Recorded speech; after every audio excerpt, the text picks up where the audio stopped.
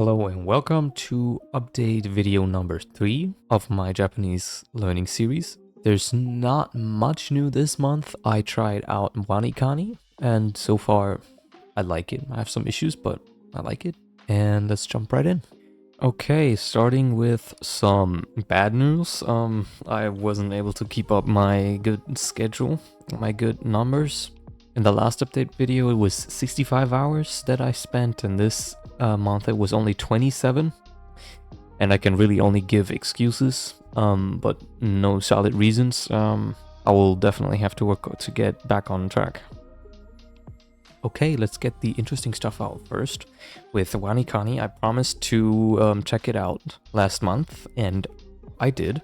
So WaniKani, just quickly, is also based on a spaced repetition, so SRS, and they apply to radicals, which are the elements that comprise kanji, then kanji and vocab.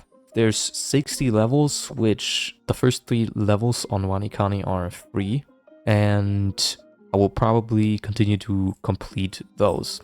But yeah, for radicals, it works like this, that they first explain the mnemonic, then they give it a name, and then you can see some example kanji that it's used in. But yeah, it's super quick to complete. My first few days were only 3 to 4 minutes each. They only introduced new radicals, but that is because they want to complete, I think it's 1 level of radicals first before they move on to kanji, and then once that 1 level of kanji is done, they move on to vocab, and then the next level is accessed. The way how they tell that you're ready is that I think, obviously it's spaced repetition, but you have to get a majority of the radicals right for, I think, 5 times in a row, and then they move on.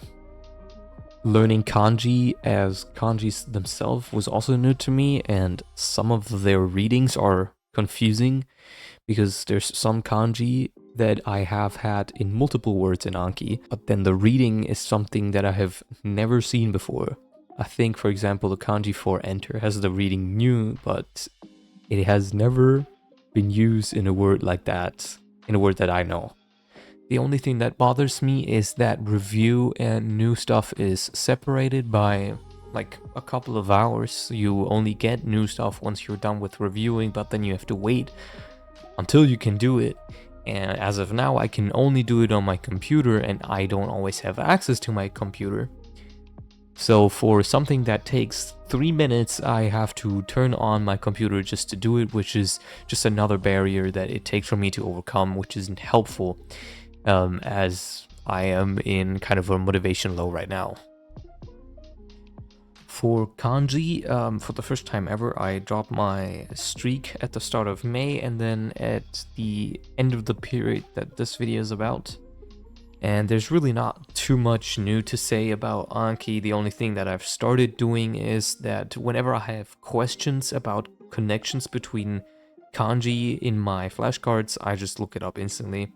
If I've seen a word before or not, what's the distinction between slightly different words like matsu and motsu, which I finally found out that they have different kanji, and it's not just guessing to avoid future confusion like that. I just started doing it. One problem I have though is that I'm making my life difficult because I, for some reason, keep the fact that I'm learning Japanese secret from the people at the uni. So I keep myself from immersing or learning vocab when I have downtime that I could easily be using, and then I can only do those things at the end of the day, all cramped together, which just is leading to problems. So I kind of need to just like basically not give a shit about it, and if somebody sees, they see. I don't know why I care so much, to be honest. For immersion, I tried out podcasts again, like I promised in the last video, and they have obviously gotten better because my understanding is now better, or at least I have more vocabulary that I can hopefully find. I continued with anime. I tried out watching a weekly anime that I follow, but I really noticed that I don't understand much at all. Maybe it's the wrong genre. And then finally, I set up an Instagram account for Japanese immersion. So it's basically just I try to get Japanese spoken content, and that is working fine, but I'm kind of unhappy with the fact that that Instagram account mostly has educational sketches and not just like funny sketches or like basic sketches, but those kinds of sketches would probably go over my head anyway.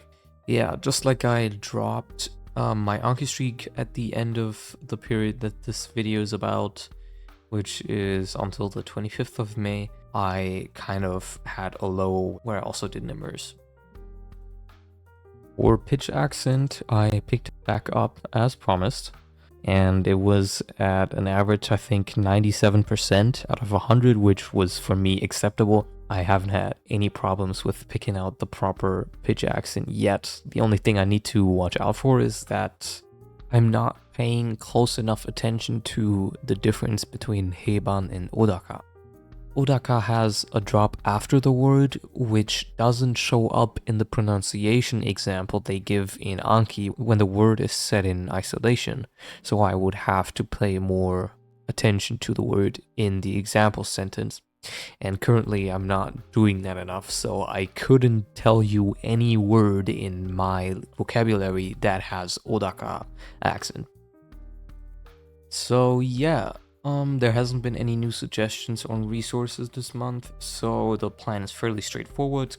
Catch up with Anki, activate new vocabulary again, start immersing again, continue WaniKani.